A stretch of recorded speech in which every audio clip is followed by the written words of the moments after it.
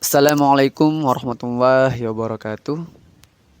Selamat siang teman-teman dan selamat bertemu kembali di mata kuliah Hukum Investasi Pasar Modal Syariah. Sebelumnya perkenalkan, nama saya Morfiki. Di sini saya sebagai moderator atau perwakilan dari kelompok 10, yang dimana kelompok 10 ini akan membahas terkait peran Dewan Pengawas Syariah dalam pasar modal syariah. Baik, untuk pemateri pertama saya persilakan, yakni saudara Muhammad Agus Arya. Bismillahirrahmanirrahim. Untuk materi pertama yaitu tentang pengawasan pasar modal syariah. Untuk mengawasi pelaksanaan pemberian produk dan jasa keuangan oleh Lembaga Keuangan Dewan Syariah Nasional, dan itu menunjuk Dewan Pengawas Syariah untuk untuk tiap lembaga keuangan yang bersangkutan. Secara umum, tugas Dewan Syariah Nasional dan Dewan Pengawas Syariah meliputi yang pertama, penentuan transaksi keuangan yang diperoleh. Di sini penentuan transaksi pembiayaan maupun investasi yang halal menjadi sangat vital, karena bila penerapan prinsip syariah tidak dilaksanakan dengan konsisten maupun kreatif, maka akan menurunkan nilai yang hakiki dari prinsip syariah itu sendiri. Yang kedua, purifikasi. Purifikasi ini mencampurkan hal yang halal dan haram tidak pernah diperbolehkan. Namun bila dalam suatu transaksi yang diperbolehkan kemudian ternyata pemilik data atau investor itu dihadapkan pada keadaan di mana ada pendapatan haram yang tercampur di dalamnya, maka bagian yang haram harus dikeluarkan melalui proses yang disebut sebagai purifikasi. Yang ketiga, advokasi untuk investor maupun emiten. Kepentingan investor di sini dijunjung tinggi karena transaksi keuangan syariah harus memberikan perlindungan terhadap yang haram untuk menjaga keimanan, kehidupan akal sehat mereka, dan juga kepentingan investor maupun emiten harus ditempatkan secara proporsional. Kemudian yang keempat itu monitor kepatuhan. Pengawasan kepatuhan dapat dilakukan dengan memonitor pelaksanaan sejak awal hingga akhir, termasuk kajian atas dokumentasi transaksi dan membuat laporan yang akurat dan tepat waktu atas penyimpangan yang ada. Yang kelima itu kepedulian pada masyarakat sekitar.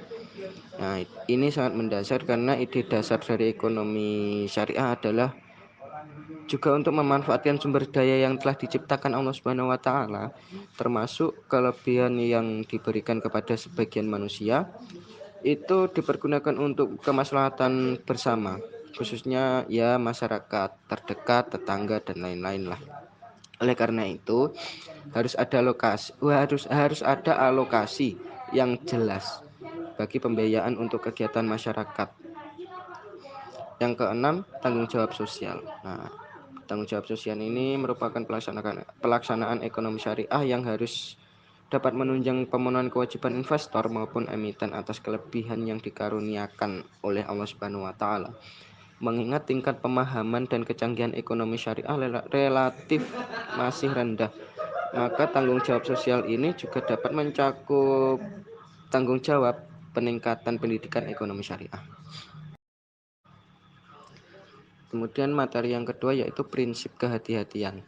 Konsekuensi yuridis sebagai lembaga yang menarik dana dari masyarakat, maka sebuah lembaga keuangan ataupun lembaga pembiayaan hendaknya mampu mengelola kegiatan usahanya sendiri berdasarkan prinsip kehati-hatian. Untuk itu lembaga keuangan khususnya perbankan perlu melakukan studi kelayakan sebelum memberikan pembiayaan pada nasabahnya. Bila bisa dikatakan bahwa prinsip kehati-hatian ini merupakan prinsip yang menyatakan bahwasanya lembaga yang berjalan di sektor keuangan seperti pengalokasian dana dan pembiayaan dalam menjalankan fungsi dan kegiatannya wajib menerapkan prinsip kehati-hatian. Satu lembaga yang telah mewajibkan diterapkannya prinsip kehati-hatian dalam transaksi maupun pengelolaan, yaitu perbankan.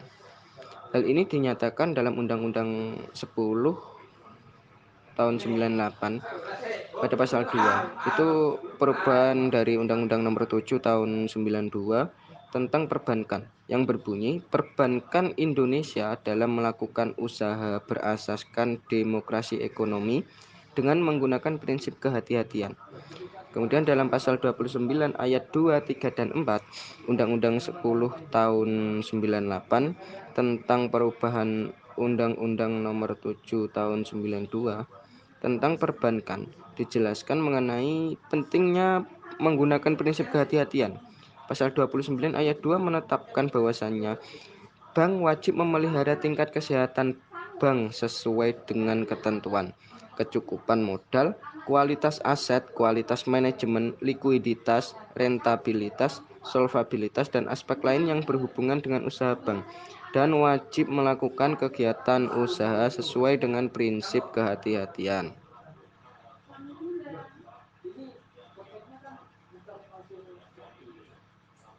Sesuai dengan pasal 29 ayat 2 di atas, maka dapat diketahui bahwasanya penerapan prinsip kehati-hatian dalam menjalankan kegiatan usahanya adalah kewajiban yang harus dipenuhi dan dijunjung tinggi di lembaga bank. Selanjutnya dalam pasal 29 ayat 3 menetapkan bahwa dalam memberikan kredit atau pembiayaan berdasarkan prinsip syariat dan melakukan kegiatan usaha lainnya, bank wajib menempuh cara-cara yang tidak merugikan bank dan kepentingan nasabah yang mempercayakan dananya kepada bank. Begitu pula ketentuan pasal 29 ayat 4 yang berbunyi, Baik, untuk materi selanjutnya ialah pengawasan penerapan prinsip syariah dalam pasar modal syariah. Peraturan Otoritas Jasa Keuangan atau yang dikenal dengan OJK nomor 15 garing POJK titik 04 garing 2015 tentang penerapan prinsip syariah di pasar modal, yang dimana menjelaskan bahwa prinsip syariah di pasar modal adalah prinsip hukum Islam dalam kegiatan syariah di pasar modal berdasarkan fatwa Dewan Syariah Nasional yakni DSN Majelis Ulama Indonesia, sepanjang fatwa dimaksud tidak bertentangan dengan peraturan Otoritas Jasa Keuangan ini dan atau peraturan Otoritas Jasa Keuangan lainnya yang didasarkan pada fatwa Dewan Syariah Nasional Majelis Ulama Indonesia secara umum. Fatwa Dewan Syariah Nasional nomor 40 garing DSN MUI garing 10 garing 2003 mengatur penerapan prinsip syariah dalam industri pasar modal, khususnya pada instrumen saham. Dilakukan berdasarkan penelitian atas saham yang diterbitkan oleh masing-masing perusahaan. Karena instrumen saham secara natural telah sesuai dengan prinsip syariah, mengingat sifat saham dimaksud bersifat penyertaan. Para ahli fikih berpendapat bahwa suatu saham dapat dikategorikan memenuhi prinsip syariah apabila kegiatan perusahaan yang menerbitkan saham tersebut tidak tercakup. Baik, untuk selanjutnya ialah terkait kedudukan DPS. Kedudukan DPS, Dewan Pengawas Syariah, dalam buku yang diterbitkan oleh Bank Indonesia, dijelaskan bahwa DPS mempunyai 3 kedudukan. Yang pertama sebagai penasihat dan pemberi saran kepada direksi, pimpinan unit usaha syariah, dan pimpinan kantor cabang syariah mengenai hal-hal yang berkaitan dengan aspek syariah.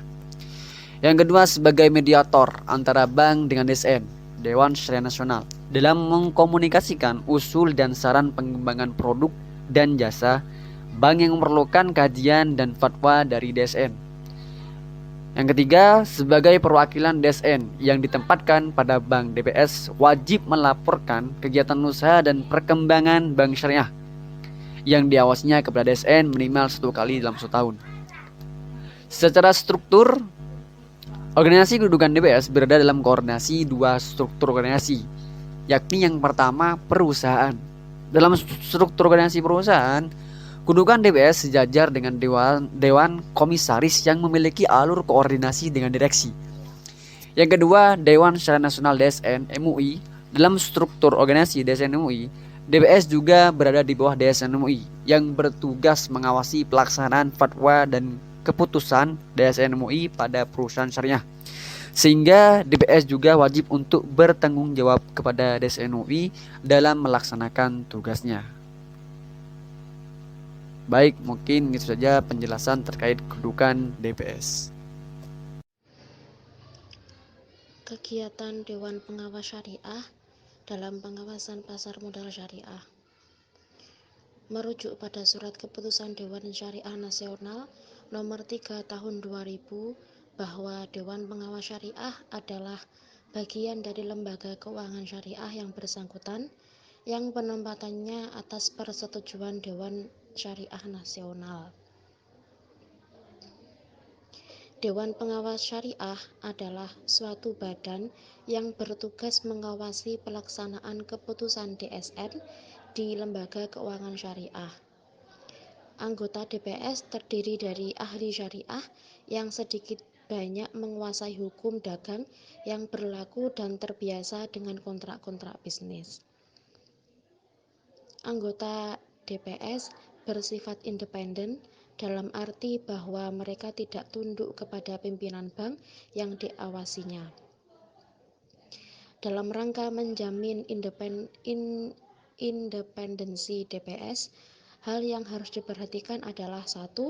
Anggota DPS bukan staf bank, mereka tidak tunduk di bawah kekuasaan administrasi bank. 2. Mereka dipilih oleh Rapat Umum Pemegang Saham atau RUPS. 3.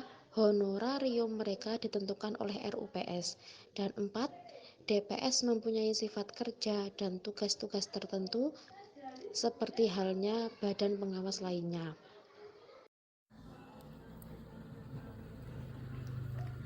Optimalisasi peran Dewan Pengawas Syariah.